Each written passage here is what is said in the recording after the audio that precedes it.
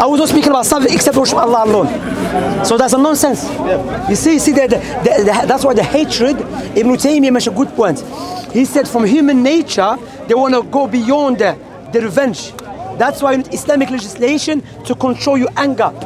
Because some people, because they hate you, so they will do anything to lie against you. But Islam says, okay, from our nature, you know, we have that feeling to hate and love. However, the hate and love should be based upon justice. That's why we as Muslims, we need, as Brother say, why you say Muslims? Even me, I don't know why, to be honest. It's the Muslims, okay, with sin. I have a quick question. One second, let me finish the point. Yeah, sorry, yeah? What I'm saying, my point here, my brothers, yeah?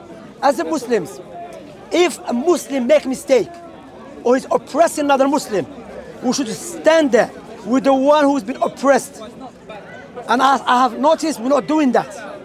There are some people who are lying against people, slandering people, fabricating stories. It's known, established, but we are silent. Rather, some brothers are working with them. Work with them, cooperate with them. But are you going to stand before Allah subhanahu wa ta'ala when you know, with the clear proofs, these guys are liars, fabricators, are not amongst everyone?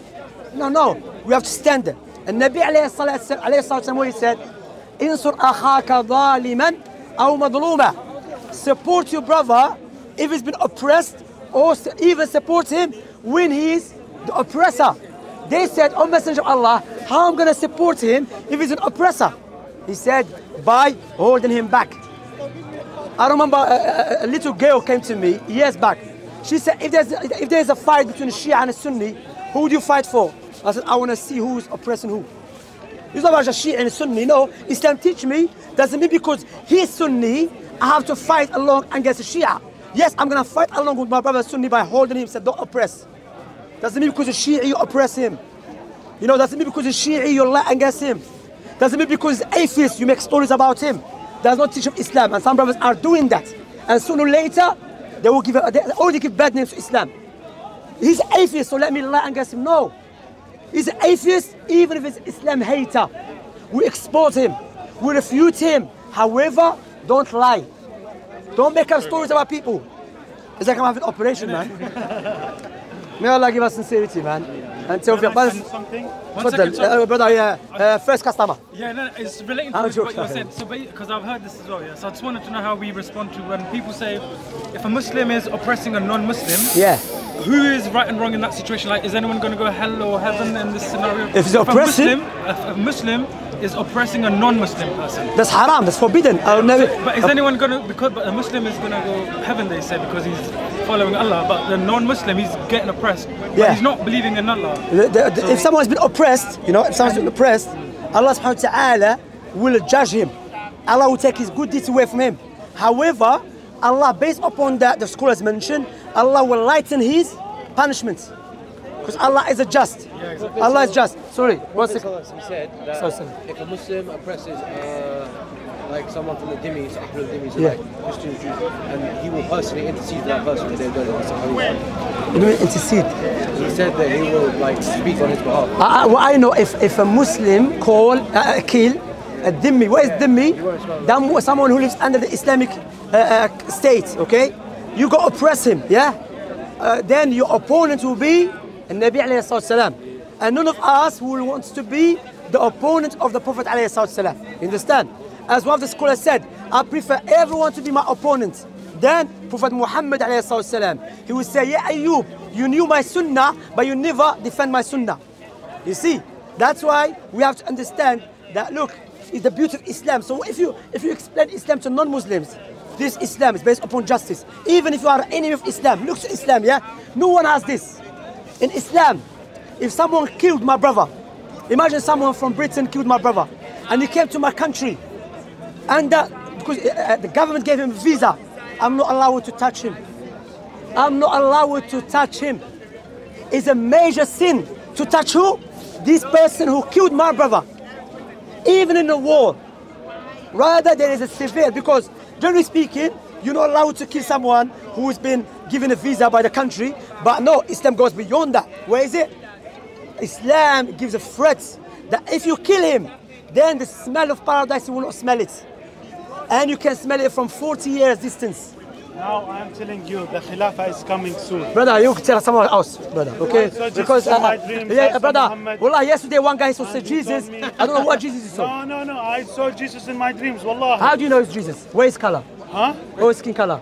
He was like black and brown color to here.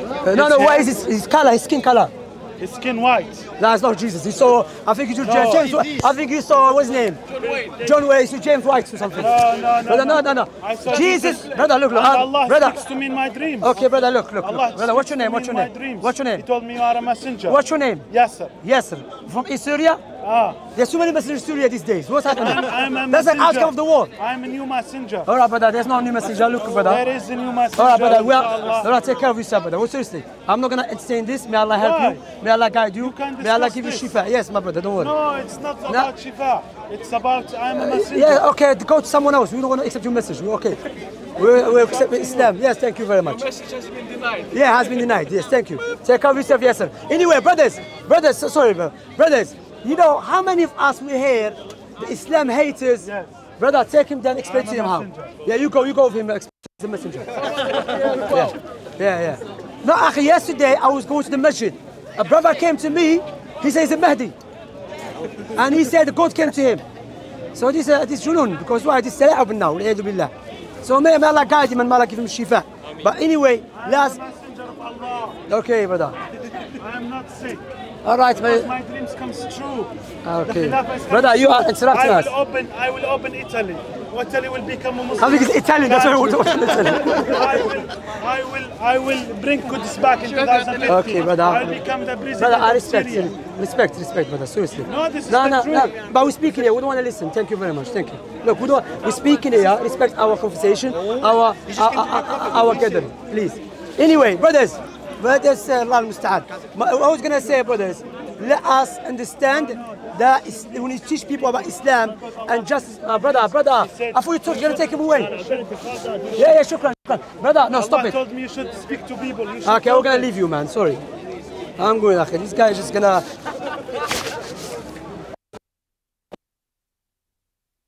Okay, come, leave him, akhi. We know he has a joke. If you want to joke, akhi, go somewhere else, bro. You know, this guy, this speaker's corner. What is it, clown? This speaker, don't speak. You know what's happening now? Entertainment, you know? But anyway, my brothers, may Allah bless you all. Likewise, my sisters here, that we have to learn, be just. Islam teach us to be just and to stand with the truth. What I've seen now, you know, that we are not doing that. We are not doing that. Now, if you stand with a non-Muslim against a Muslim, they say you are what? You are a spy, you are no. He's a non-Muslim, he believes it's forbidden, but if you oppress him, that is haram. You know, that's the teaching of Nabi alayhi salatu wassalam. When a Jewish man came to Prophet Muhammad alayhi salatu wassalam, with a Sahabi, Prophet Muhammad sallallahu alayhi wasallam stood up with a Jewish man. When Jewish people saw that, they knew this man is a just. That's why when a Jewish man had an argument or disagreement with the hypocrite says, let's go back to so-and-so from the rabbis. The Jewish man always said, no, let's go back to Muhammad to judge between us. Because he knows Prophet Muhammad is a just man, alayhi salatu wasalam. And you know, I read a story, I knew it from before, but I read it this time, and subhanAllah, this story by itself, it gives us a clear proof that Prophet Muhammad is a true prophet. The story of Usama ibn Zayd ibn Haritha. In a battle, Usama was watching one of the non-Arab pagans who was going around killing the Muslims. Killing who? The Muslims. Usama said, I went after him. When I raised my sword against him, he said, Ashhadu an la ilaha illallah Muhammad Rasulullah. He killed him. Then he said, I went back to Prophet Muhammad sallallahu alaihi wasallam. I told him the story. The Nabi alayhi wasallam said, you killed him after he said la ilaha illallah. He said, oh Messenger of Allah, the reason he said it to protect himself. He said, have you opened his heart? Then he started repeating it. Usama said, I wished I became Muslim that time. I mean, I didn't know the rule, you know? But what is the proof? Why this story prove that Prophet Muhammad is a true prophet? Because a liar, he doesn't care, he killed him, his enemy anyway, kill him. I'm a liar, but he knows that this statement, La ilaha illallah, when someone said it, there's a right. And you don't judge people in their hearts. If he said it, stop.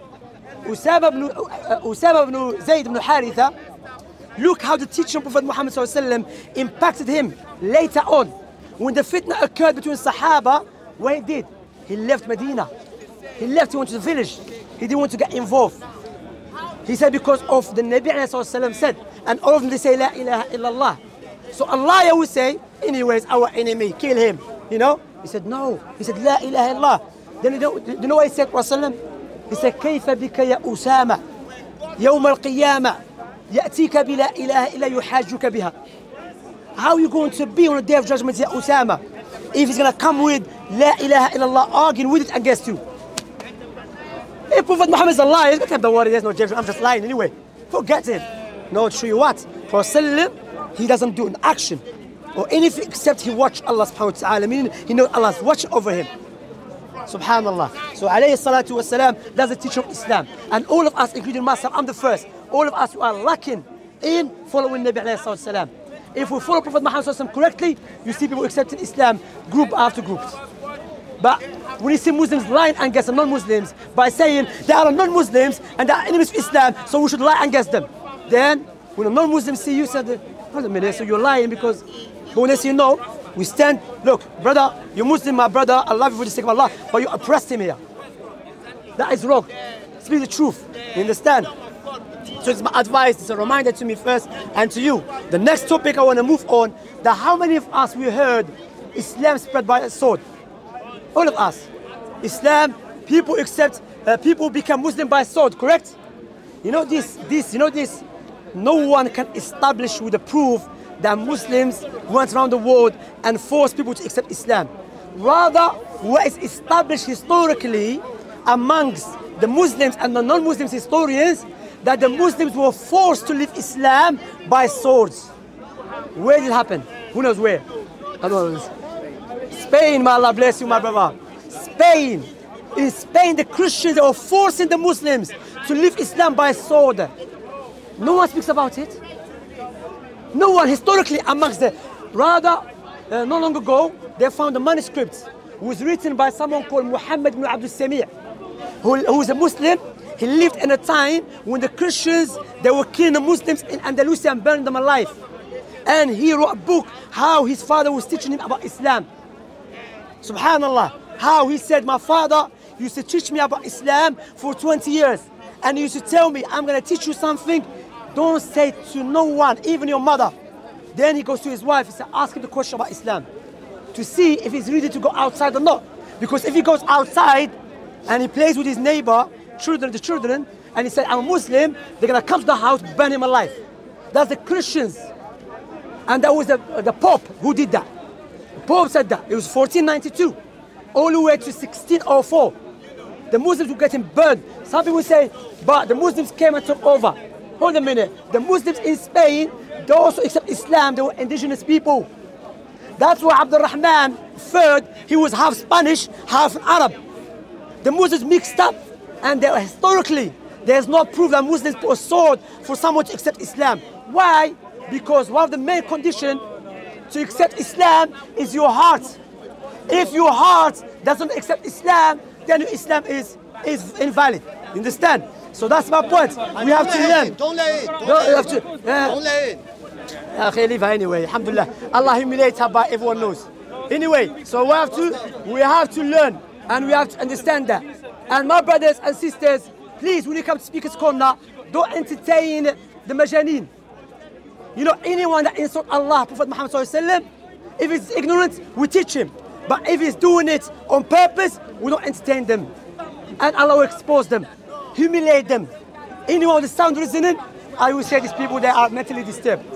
So it's my advice to you, my brothers and sisters, and we have to study. I always advise this, with knowledge, study and learn. Okay, my brothers and sisters, if you have any question or correction, you are more than welcome. Yeah, correct me. But the Muslims actually were invited by the Visigoths in Spain. That's correct, yes. And they feel proud, the Spanish people, they feel proud for kicking us. They feel proud. They feel like really proud for having kicked Muslims. The Spanish that they killed the Muslims, they were not the indigenous people of Andalusia. They came from Germany and France and Britain. Rather, the indigenous people, they would also accept Islam. And imagine, let me make it clear to you. Imagine now, whole British people accept Islam, or majority of them. Then the people from France come and start killing everyone, and they take over. That doesn't mean that because they took over, so they took back their land. No, the land of the indigenous people. How many years? 800 years. Anyone, listen, أخوة, don't entertain her. أخوة, just block her, don't speak. أخي, block her, don't speak, just block her. Alhamdulillah, they are blocking you. You're worse than COVID-19. Anyway, wallahi, I have no problem to say that. She's worse than COVID-19. Anyway, my brothers and sisters, listen to this, yeah? What was going to say about that? The Inquisition Court, that the indigenous people, that they will accept Islam and they were happy with Islam. Anyone try to justify what happened to the Muslims, then say, okay, therefore, it's okay for the indigenous people in America to start killing the white people. Because their land. You know, but they would never say that because they're hypocrites. You know, they are the biggest hypocrites. So yes, they were invited because the court, they were not. No, because the court, they were not Catholics. They were the Arianists. I was raised in Spain. Where in Spain? Where? In Barcelona. They were First, fighting each other, brother. Wallahi, they were fighting each you know, other. They invited the Muslims to help them. Sorry, Akhi, Allah bless you. You know, I advise everyone to study the history of Andalusia. One of the great civilizations in the history of Islam is the civilization of Spain, Andalusia. Why? Why? You know why? Because the civilization of Andalusia, refutation against Islam haters, that Islamic Sharia hold us back from development and civilization. Rather, this people of Andalusia, they were civilized and at the same time they were implementing Sharia. Rather, what we know, the Christian priests and Jewish rabbis, they were praising that they lived under Islamic civilization. That's why when the Jewish people, where they went, they came to Morocco, Algeria, Turkey, Egypt, Syria. Why do you want to stay with the European? Because the European were killing them. And they came for us. So Alhamdulillah. So history is very important. History expose the liars, you know, expose those who lie against Islam.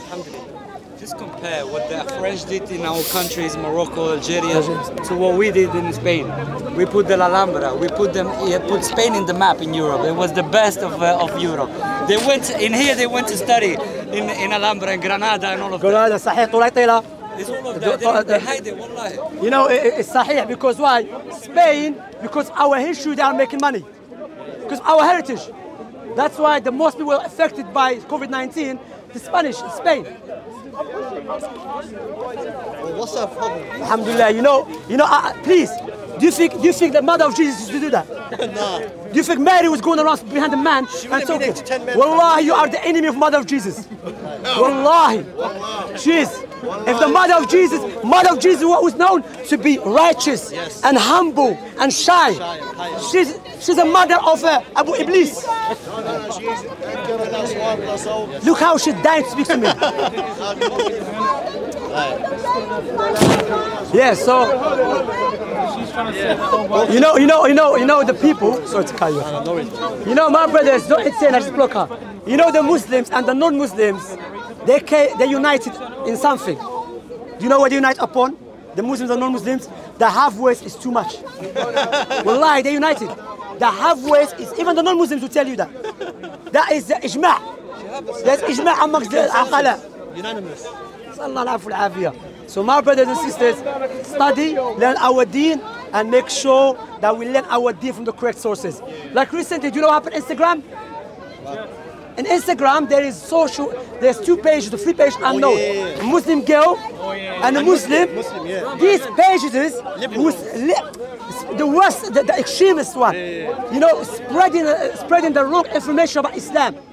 That's why we as the Muslims, we don't take knowledge from anyone, say free Palestine and defend Islam. No, we have to know who are they in the real world. Who are they in the real life? Do we know them? Are they students of knowledge? Not because someone made a page or YouTube channel, we have to... Didn't you say the page was run by a guy? Yes, there's one of the page, it was just for sisters, but the guy, the person that was in charge of it is a guy. You know? Don't let it. You know, it's embarrassment, man. This is not normal. Wallah, it's not normal, man. Shamsi, the posted something about LGBT or something like that. Yeah, look, subhanallah. Like, you know, Islam, no doubt, we don't incite violence against gay people, but Islamically it's haram. It's forbidden. Jewish people believe that. The Muslims believe that. The Christians believe that. That is against Islam, no doubt about that. You know, and even scientifically proven. You know, there's a book was written by one of the students of knowledge. It's known. You know, even homophobic. Homophobic mean that you fear something, but we don't fear gay. No, doesn't mean because I'm against someone now I'm homophobic. Otherwise, I'm against some Muslim brothers. We're gonna be Muslimophobic. You know, no, because they will believe what they're doing. It go against the teaching of Islam, against Allah subhanahu wa ta'ala. And it was amazing. You know why? One guy came to me in the da'wah table. He said, I watch your videos. Yeah, they do. When they see you speaking with respect, showing them why we don't believe is correct, why it goes against sound reasoning, natural inclination, goes against what is known by necessity, then they will listen. You know? Anyway, my brothers, Allah bless you all. You know, Allah have voice is hurting my heart. No my ears. May Allah bless you all.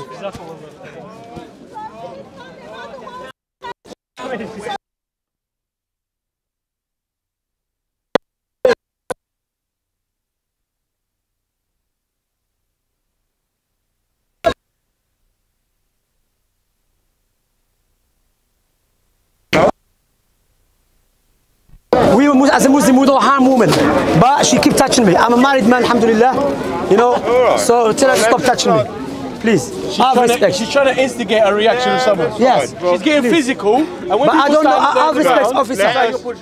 Let's do what we got to do. Yeah? No, but I have respect. She's been doing the worst thing in the park, yeah? How come you have abandoned her?